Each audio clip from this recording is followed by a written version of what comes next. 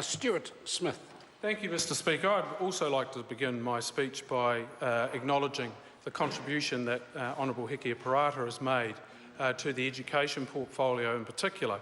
And I think that was best demonstrated for me when I witnessed her speaking to hundreds of teachers in Blenheim and the thoughtful, challenging speech she gave, covering a lot of the things that are within this bill, and to see how warmly that was received by those teachers, I think, was something that many in the House should have been able to witness.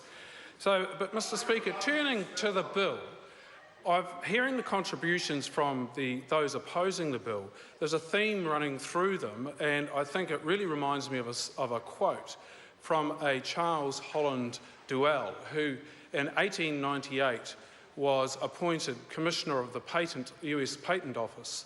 And he was attributed to a quote of saying that everything that could be invented had been invented.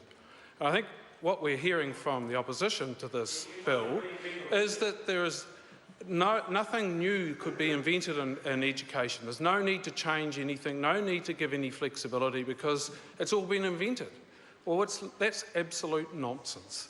Really, the parties that are involved claim to be progressive parties. They're conservative. They can't deal with change. And it's such a shame to see that.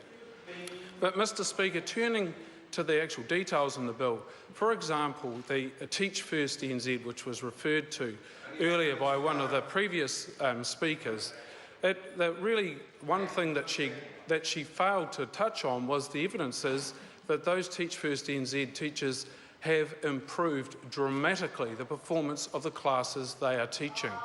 It's absolutely irrefutable evidence. Now, I realise wearing your tinfoil hat, it might be hard to deal with, but it is a fact. It's a fact. And I think that flexibility is just another thing that will bring great innovation into schools. Having principals being able to be a principal of more than one school, again providing flexibility. Having flexibility will drive innovation, innovation drives performance, and that's what parents will decide on. All of these decisions, particularly around principals, teaching in more than one school or being responsible for more than one school, will be made by the school community. They won't agree to it if they don't want it. So it's with great pleasure that I commend this wonderful piece of legislation to the House.